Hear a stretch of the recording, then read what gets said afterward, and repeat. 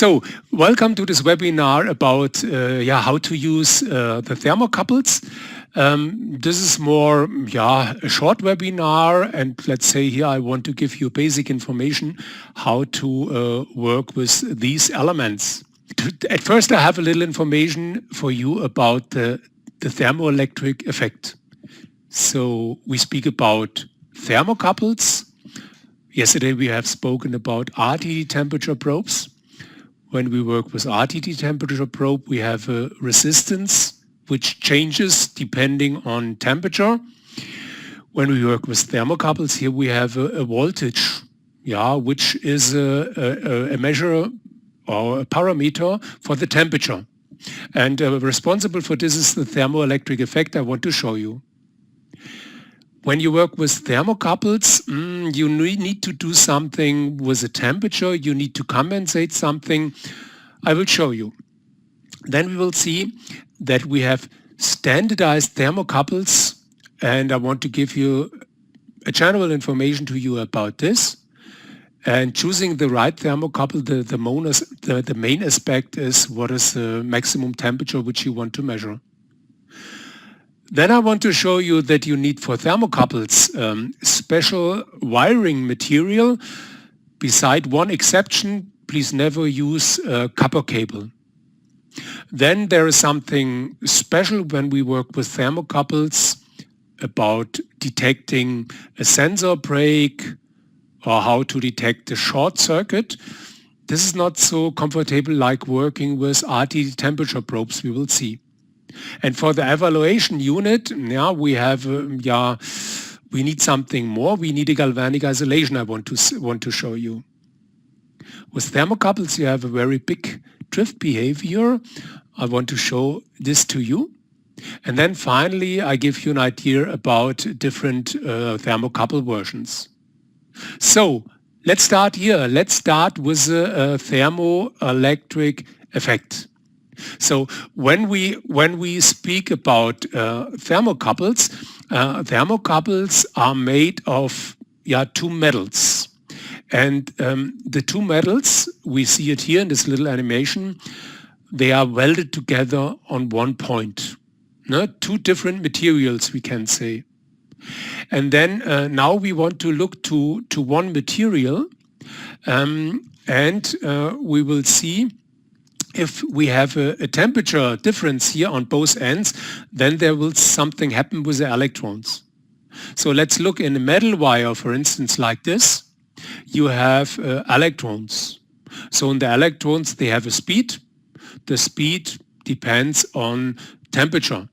If you have, in all sections here, the same temperature, then you have in each area the same density of electrons. So now I want to show you what happens if you give to one end a higher temperature. I show you here. If you give a higher temperature here, then the electrons will be accelerated. And maybe you can imagine if you look to the density of the electrons, because here they are accelerated, they will be faster. Here in this cold area they are slower, and this means you have here less electrons. And here you have more electrons. So let's say the charge, the negative charge goes to this direction, I want to say, with easy words spoken. And because of this charge displacement, I want to say, there will be a voltage. There will be a voltage in this one leg. So, but now I need to show you something more. If we come back to the whole thermocouple, then we can see on the other leg, we have a voltage as well. But this is other material. The conductivity of this material is different. And because of this, we have here other voltage.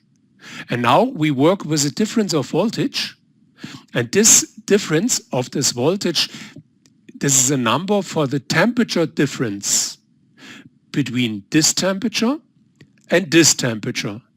And the evaluation unit needs to handle this voltage here. Okay, I hope with this you understand this in principle. So we have a thermoelectric voltage along the thermocouple. A very often used thermocouple is the thermocouple of type K. And for this thermocouple type K, I have given you here the situation here. Imagine you want to measure this temperature, 920 centigrades. Imagine here it's very hot. So, and in this area it becomes colder. If you would measure now the voltage here at 600 centigrades, then you see, oh, there's a voltage, okay. And this voltage represents the temperature difference, we can say. If we would measure at 400 centigrades, then you see, oh, the voltage is higher. At 200 centigrades, again, it's higher. No? 50 centigrades, we have 36 millivolt. And here at 0 centigrades, we would measure 38.124 millivolt. So this means such bigger the temperature difference is, such higher the voltage it is, which we can measure. So now let's continue. If you look to Google or whatever source you use, there you will find for the typical thermocouples the thermoelectric voltage. But the voltage which they give, this is always for a junction temperature of 0 centigrades. Imagine we measure here a temperature and here we look to the voltage. And if you go to this information material, then they give you here the voltage which you can expect at different temperatures. But like I said, they said here always, okay, the reference junction temperature needs to be 0 centigrades. Now, for instance, if we have such a situation, we go to this table. In this table, we can look for the millivolt voltage at 920 centigrades. Okay, here we see the voltage. And if this is the situation, we can measure the voltage with a voltmeter, and we will measure more or less the same voltage. Okay, but the case is not so easy when we give such a thermocouple to a field device. Now, if we give it to a field device, then normally we have this reference junction. We have this in this place where we have the thermocouple connected. So this means on the connector of our field device. And normally we don't have there 0 centigrades. Maybe sometimes we have 20, maybe we have 50. If it's very hot, we have 60. And maybe you can imagine the temperature, the voltage which we can measure depends as well from this temperature. If this temperature is more down, we will measure a higher voltage. If the temperature is higher, we would measure a lower voltage. And the device needs to manage this. So for this, the devices, they need to measure the temperature around the terminals. Here you see, for instance, this is a screen recorder here from our company. And to this screen recorder, you can give different analog signals, so thermocouples, for instance. And then we need to measure in the area of each connector the temperature. We need to measure the temperature because we need to make a temperature compensation. So let's look. How does the device works? Let's say, okay, we have a thermocouple. The thermocouple is connected to the field device. And here we have 50 centigrades. At 50 centigrades, we have a lower voltage, which we had when we have there 0 centigrades. I hope you understand. How can the device manage this? Okay, at first, the device measures the voltage. So we measure a voltage, maybe the device measures this voltage here. And then the device measures the temperature. The device knows now, okay, 50 centigrades I have here.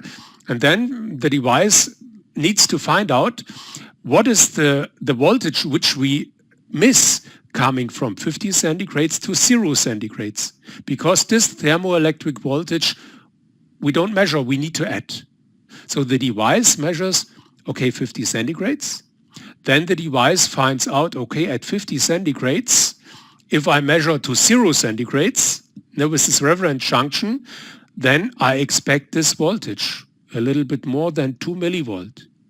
And then the device said, okay, I measure this voltage here. To this voltage, I need to add the voltage which I expect at 50 centigrades. So I have this. And then internally, we calculate this voltage here. And this is normally the voltage for this thermocouple if the reference junction would be 0 centigrades. So then again, we can go to the table and the device finds out, okay, it's 920 centigrades. This procedure is called internal temperature compensation. This is how it works. What to configure in our input? Now you have a field device, you give a thermocouple there. Then we have here the sensor type. For the most of our devices, you can work with different analog signals, current signals, voltage, RTD temperature probes. But here I say thermocouple. And this process, this compensation, which I have described to you, this is this internal temperature compensation. And then I need to define here the thermocouple which is in use. That's it. And then the temperature is shown. Let's spend a few words about standardized thermocouples. No? Okay, you are from different countries, and sometimes in your countries you have other standards. But here in Europe, we work with the standard here. And in the standard, these thermocouples are defined. Let's go to a thermocouple type K, for instance. Type K. In the standard, you find a recommended maximum temperature. And for type K, you find 1000 centigrades. And in the standard, they said, okay, if you work in maximum with 1000 centigrades, then you can expect over a certain time a defined drift of the output signal. No, they defined it here. They wrote it down, and they say, okay, this is a maximum temperature in clean air. Okay, if you would give higher temperature to this thermocouple, then the drift will be faster, will be stronger.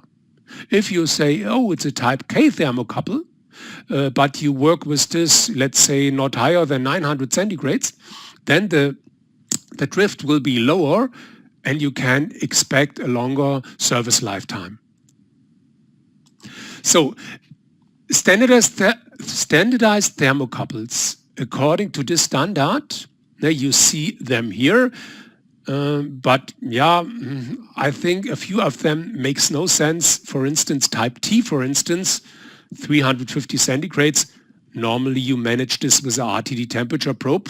You have a much better service lifetime.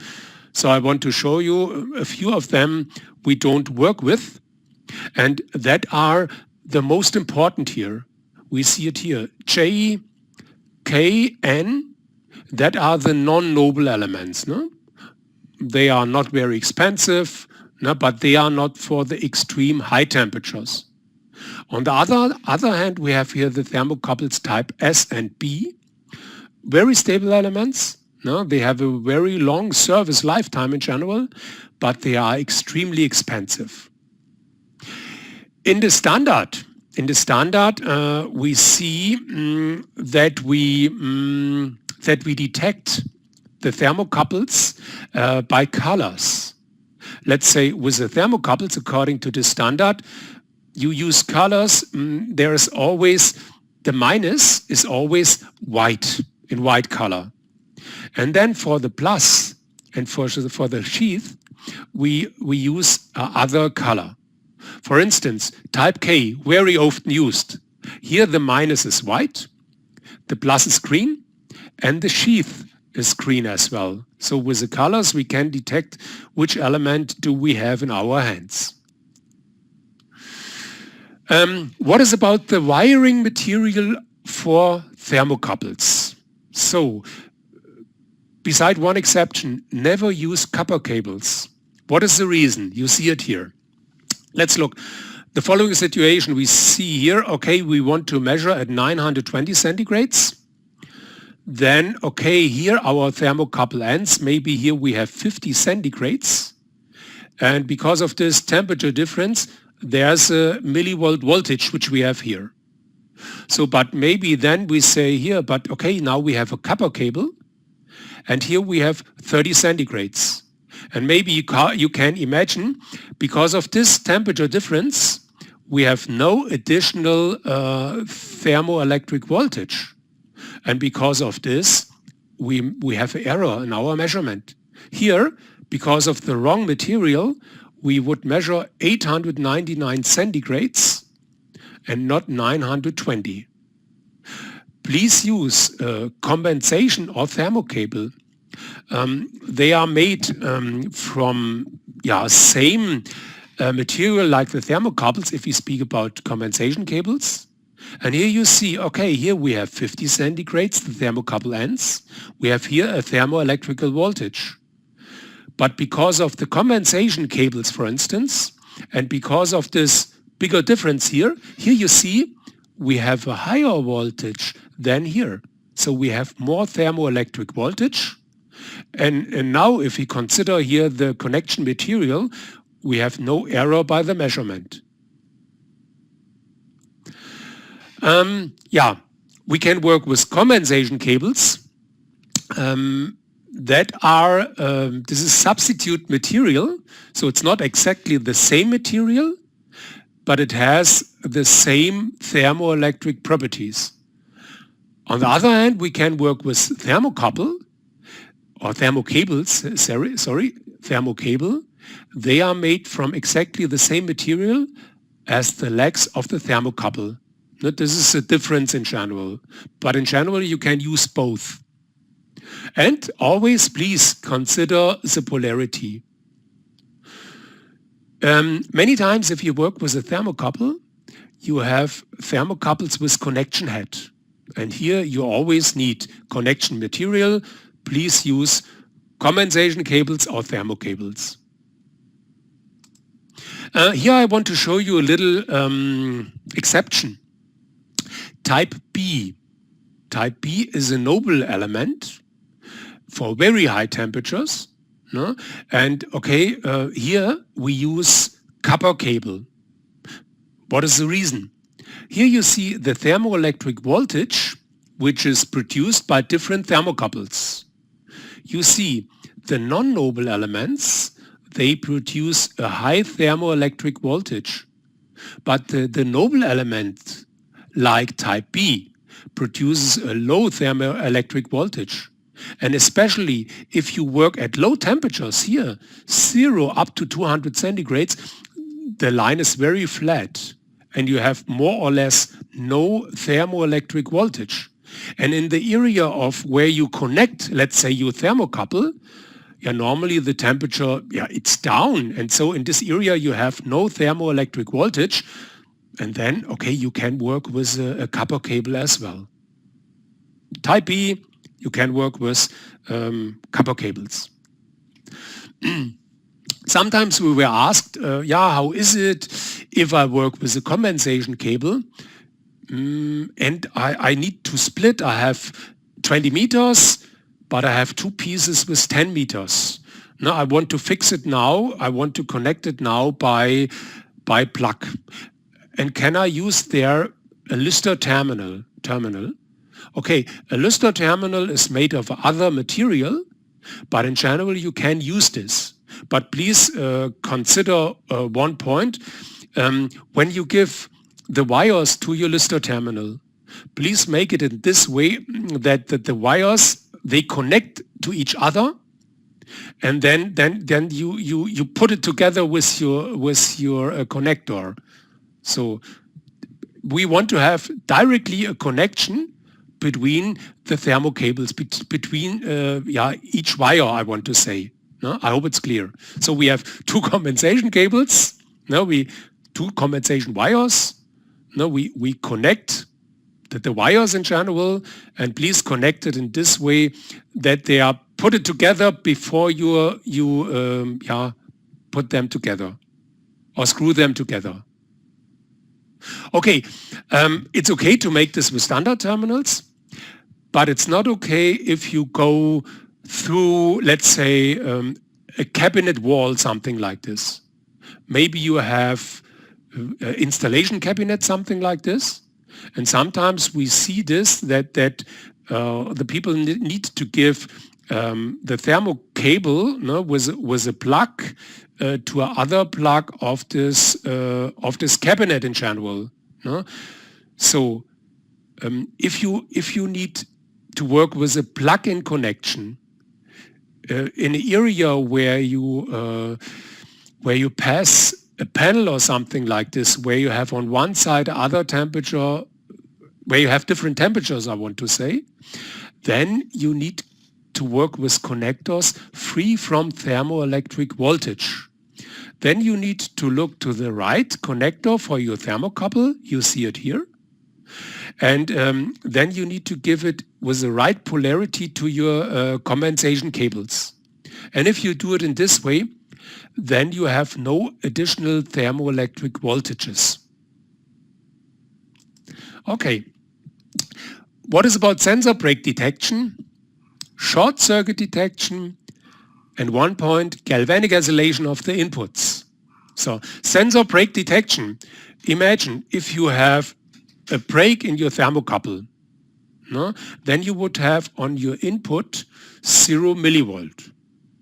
Normally, then the device shows you this junction temperature.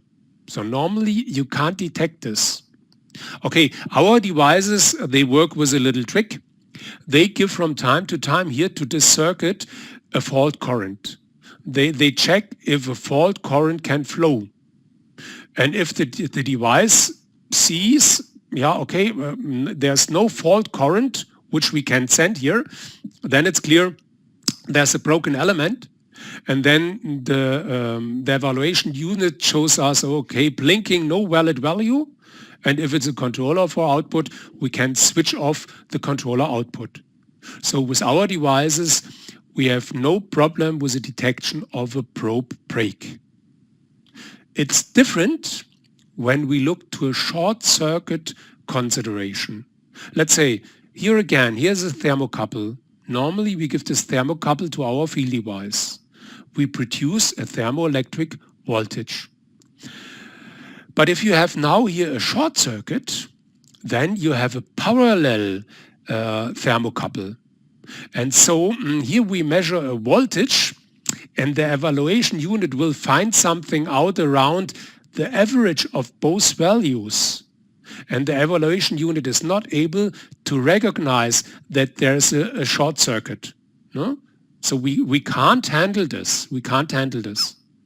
This is very interesting or very important to notice when you work with safety devices. Now, with safety devices, it's not allowed to work with one thermocouple because you can't consider this short circuit. If you work with a safety device like the STB, STW, then you work with two thermocouples. Okay, many times you use a double element, then you have on one protection tube the two thermocouples. But then you give two thermocouples to the STB, and then you say, okay, maybe channel 1 is type K thermocouple, channel 2 is as well type K thermocouple. And how to recognize this short circuit? Now we make a temperature difference monitoring. And we have it here in the configuration of this limiter. Here we say, oh, we want to monitor to a limit of 750. But then we make a differential measurement. If the temperature difference between channel 1 and channel 2 will be bigger than 50, this means it's an error. We switch off the plant as well. No? This is what we need to do if we work with a safety M, STB, STW, for example. With the thermocouples, sometimes we make as follows. We say, oh, we give the thermocouple to the protection tube. Why do we do this? Because then the thermocouples, they have a much faster response. Yeah, but then maybe you can imagine, then you have a contact to the earth of the plant. And then, it's then you have in general fault currents which can flow over the system, and you can't measure anymore. No? And therefore, all the